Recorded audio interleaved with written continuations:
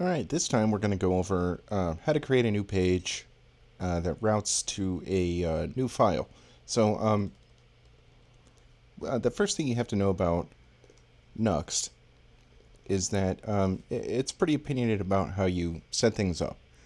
So the way that it works internally is that it looks in this pages folder, and right now all we have in there is this index.view, and that's the default page, the base page of our application. And what it routes to is just the, it routes to the home route. So if you just go to your website, and your website's powered by Nuxt, the first page that's going to load is the index page. Routing is a concept in a lot of frameworks that it handles URLs. And what Nuxt does is, if you were to create a new component, and let's call this contact.view. And let's just bootstrap this really quick.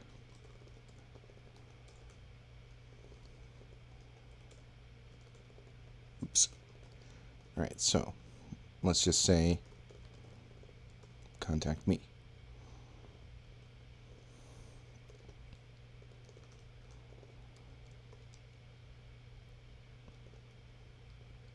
Not going to use the styles. Now let's go to our app.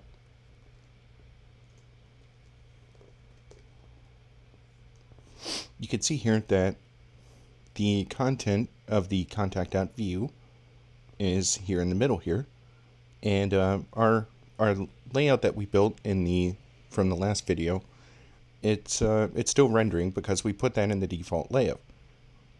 And see, you can hear you can see the footer and the header here. Well, how did it know to do this? Well, what Nuxt does is it builds a dynamic list of routes from this pages directory. Contact.view is going to route to /contact on your app. Index.view is going to route to nothing. So let's just say we remove this and go to the home page again. Here's our layout. Here's the content of index.view. But if we were to get rid of all this,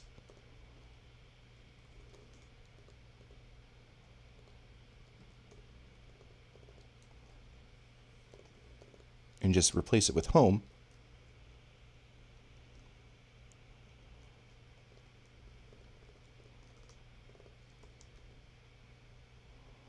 and we'll have to get rid of this too, because we're not going to use that. Well, here it is. That's the content. Now, it's displaying like this because of these styles here. We could just go ahead and get rid of all of these.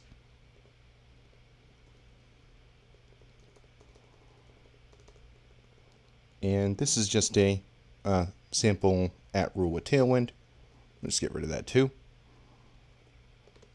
And I usually like to use Sass, so I'm just going to leave this style tag open in case I ever want to put anything in there, but it really doesn't matter. So here we go. Now if I put a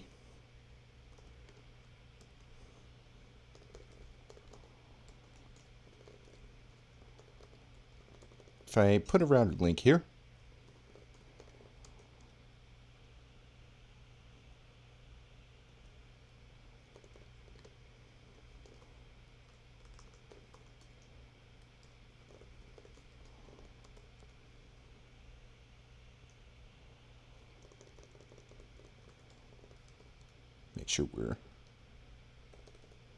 make sure we're following our linting rules that ESLint has set up.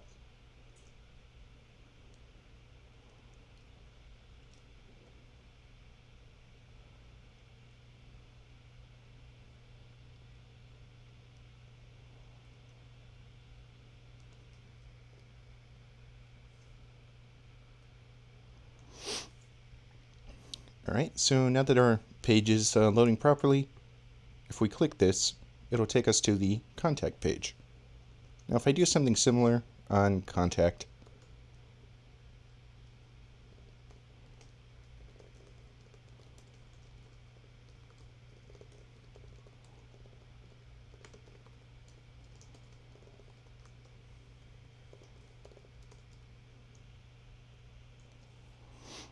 and I click this home link, it'll take us back home. So this is how you can navigate to different screens or pages of your app. By using this router link component with a parameter of 2, or rather a property, to say what page you want to go to. If we go back to index, we can make this look a little bit nicer. I'm just going to go ahead and do that really quick. It's not going to be perfect, but at least at least these will be on separate lines. And we'll do the same on contact.view.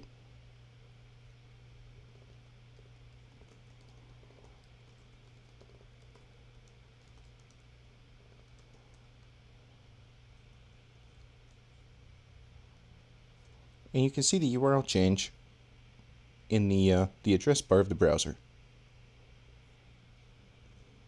So what if I wanted to do something else? What if I wanted a dynamic route?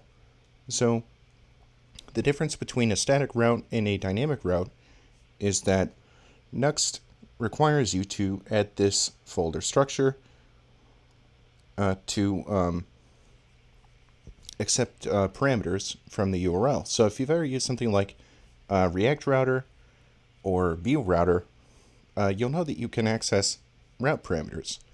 So let's say I wanted, and let's go ahead and get rid of this.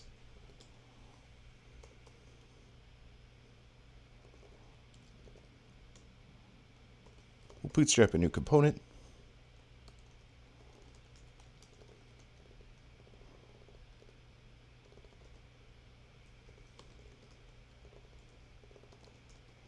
Now we're going to add this here. Actually, let's make this computed.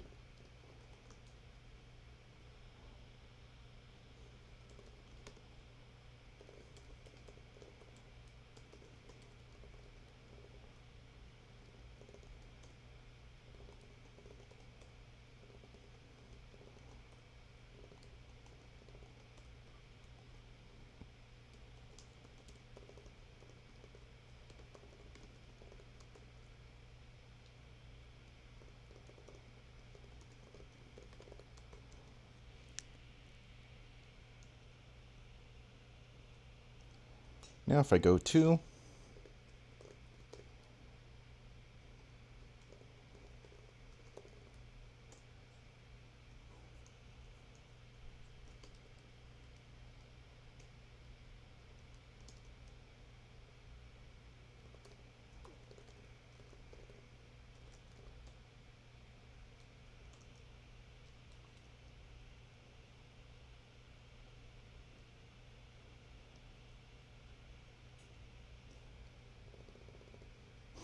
it's because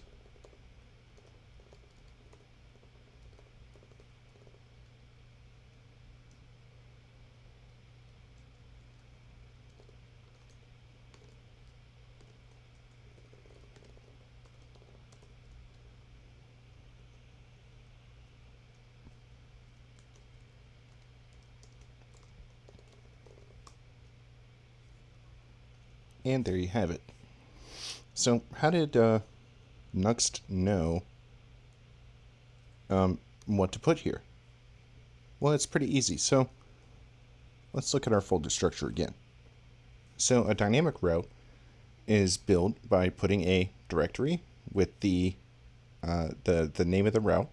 So contact is going to take us here. So this is how we would visit the contact page. Anything after that is, again, it's a recursive lookup, basically. So we could see that by putting this underscore name.view, that's going to tell it that it's going to accept a name as the parameter here. Well, if I needed to do something else, I could call this ID, but this is going to be underscore name because this is going to be the name of the person that we're looking up here. So I used computed because I just wanted to get the route parameter name So rather than doing something like data and then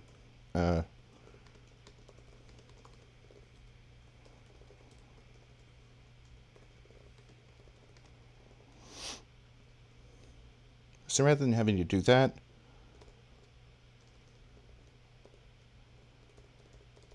I could just build this, and it'll be dynamic each time that this route is hit. So let's try something else. Contact world, contact.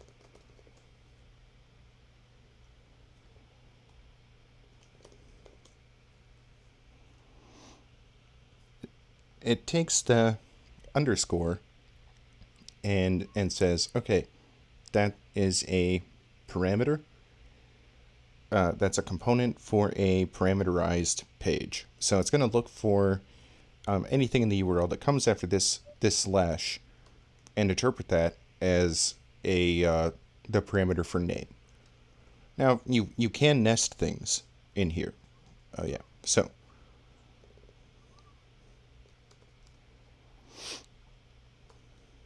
if I did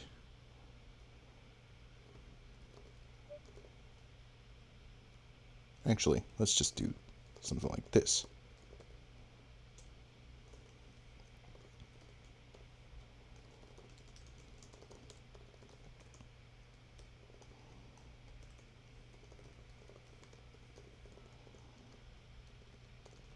You'll notice we're not going to do anything special here. We're just going to call this Franklin's page.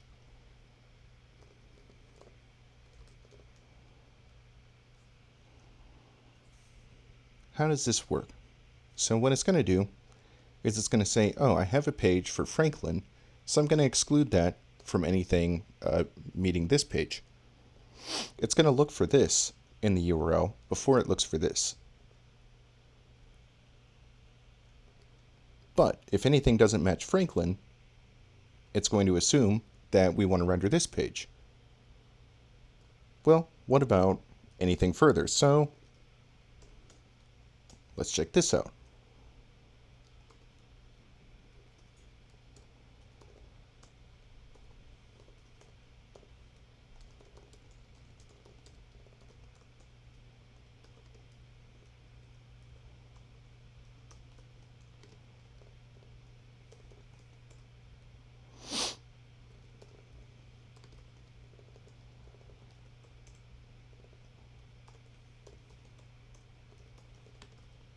And what we're going to do here is we're just going to get the parameter FAQ.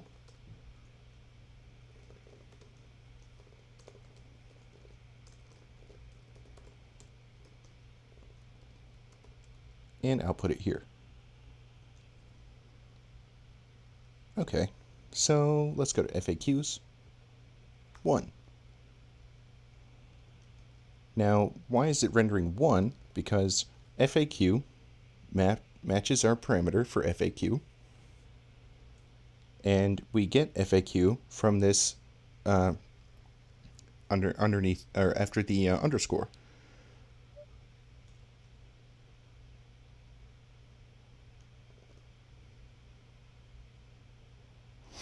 Let's make this a little bit more human readable. So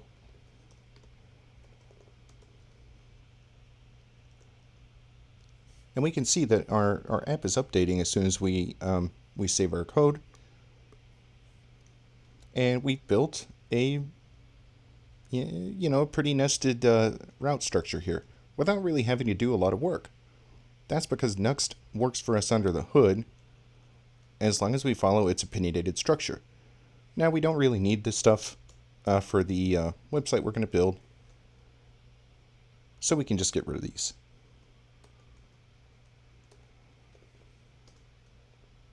And we're just back to index.view. Now, it's saying the page couldn't be found because we got rid of it. So if we go back home, here we are. I hope that this has helped you to understand how to build new pages in the Nuxt framework.